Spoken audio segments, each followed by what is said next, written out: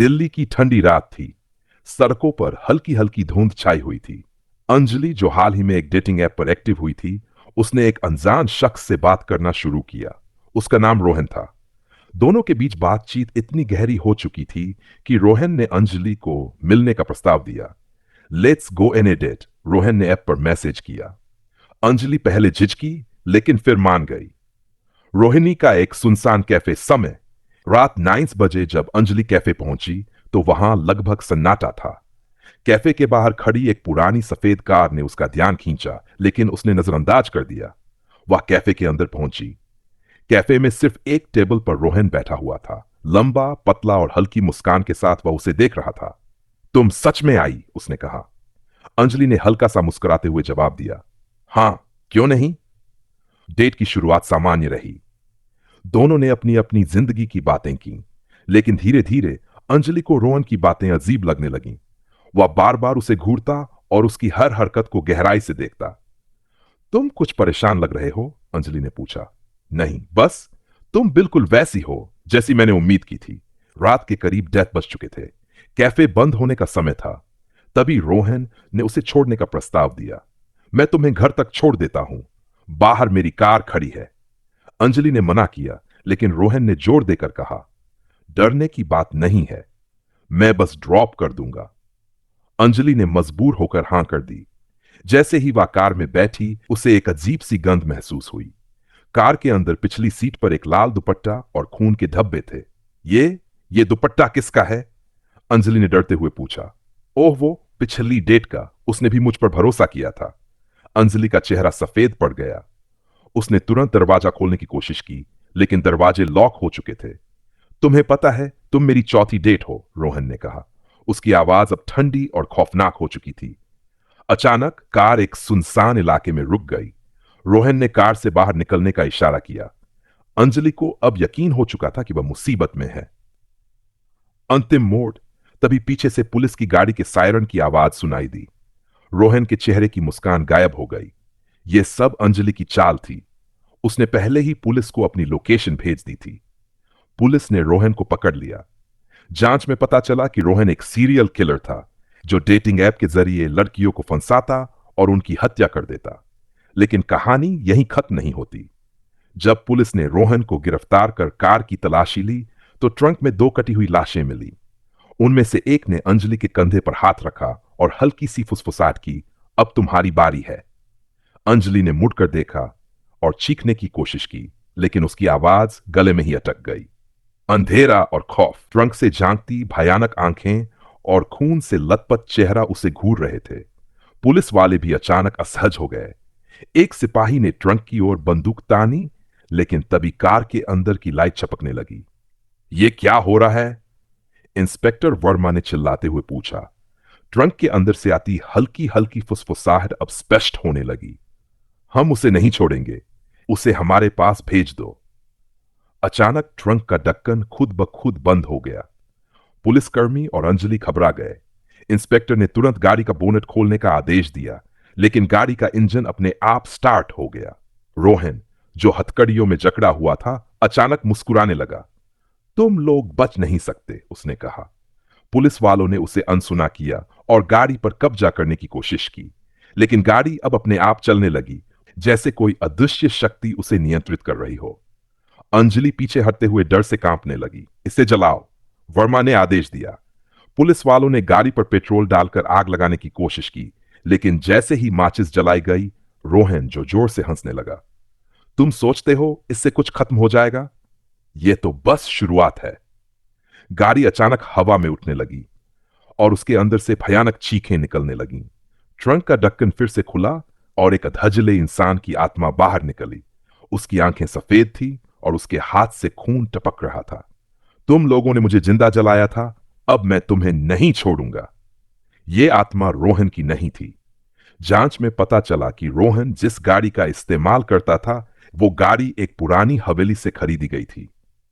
उस हवेली में रहने वाले परिवार को इसी गाड़ी में कैद करके जला दिया गया था। उनकी आत्माएं अब इस गाड़ी से बंदी थीं। अंजलि ने रोते हुए इंस्पेक्टर से कहा, प्लीज मुझे यहां से ले चलो। लेकिन इससे पहले कि इंस्पेक्टर कुछ कर पाता, आत्मा ने एक झटके में अंजलि को उठाकर गाड़ी के अंदर खींच लिया। अब तुम्हारी बारी है।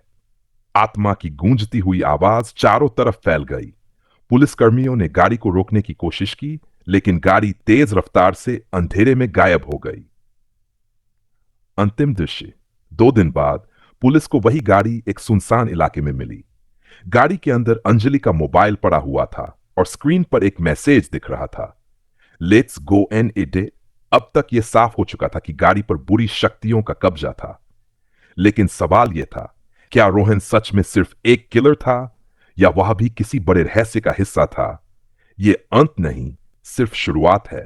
गाड़ी में अंजलि के मोबाइल पर आखिरी message, let's go on it, police team को उलझन में डाल चुका था। गाड़ी में किसी इंसान का नामो निशान नहीं था। इंस्पेक्टर वर्मा ने गाड़ी को सील करने का आदेश दिया और उस पर गहन जांच शुरू करवाई।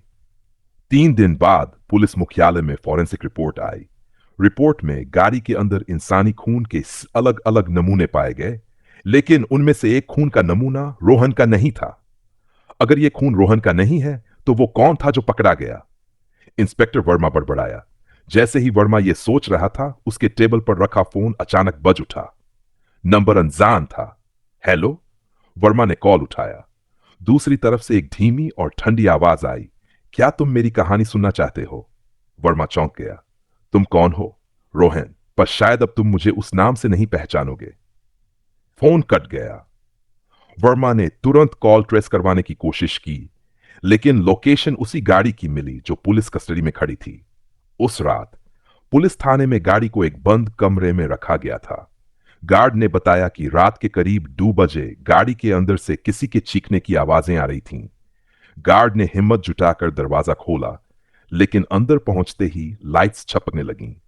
गाड़ी के शीशे पर किसी ने खून से लिखा था, let's go on a date.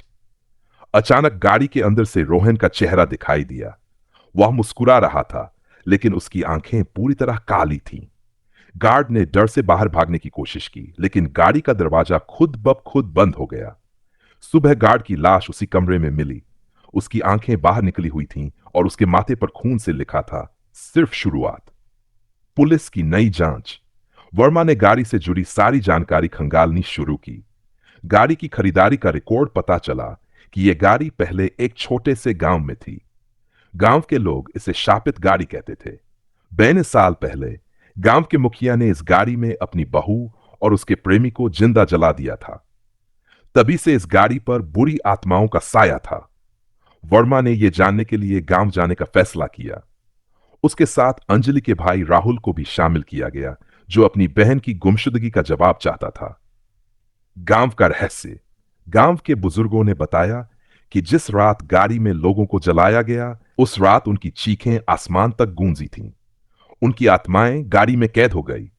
उन्होंने यह भी बताया कि जो भी इस गाड़ी के संपर्क में आता है, वह मौत को गले लगाता है। रोहन ने इस गाड़ी को क्यों खरीदा? वर्मा ने पूछा। बुजुर्ग ने ठंडी सांस लेते हुए जवाब दिया, क्योंकि वह सिर्फ एक इंसान नहीं था, वह इस शाप का हिस्सा था। रात का खौफ। गांव में रात होते ही अजीब घटनाएं शुरू हो गई। वर्मा, राहुल और उनकी टीम ने गाड़ी को गांव में एक पेड़ के नीचे छोड़ा। अचानक चारों ओर से भयानक चीखें गूंजने लगीं। पेड़ की शाखाएं गाड़ी को पकड़ने लगीं और गाड़ी के अंदर से लाल रोशनी निकलने लगी। यह सब खत्म करने का एक ही तरीका है, बुजुर्ग ने कहा। क्या? वर्मा ने पूछा।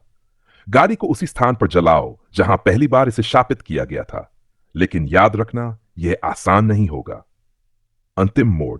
वर्मा ने गाड़ी को गांव के पुराने श्मशान घाट में ले जाने का फैसला किया। जैसे ही गाड़ी को जलाने की तैयारी शुरू हुई, रोहन की आत्मा गाड़ी से बाहर निकली। उसके पीछे जली हुई आत्माओं का पूरा झुंड था। तुम्हें लगता है कि यह खत्म हो जाएगा? रोहन चिल्लाया। यह शाप कभी खत्म नहीं हो सकता। वर्मा ने गाड़ी में आग लगाई, लेकिन गाड़ी के अंदर से एक आखिरी चीख आई। यह अंजलि की थी। क्या गाड़ी जलाने से सब खत्म हो गया, या अब शाप ने अंजलि को अपना नया माध्यम बना लिया है? खौफ जारी है।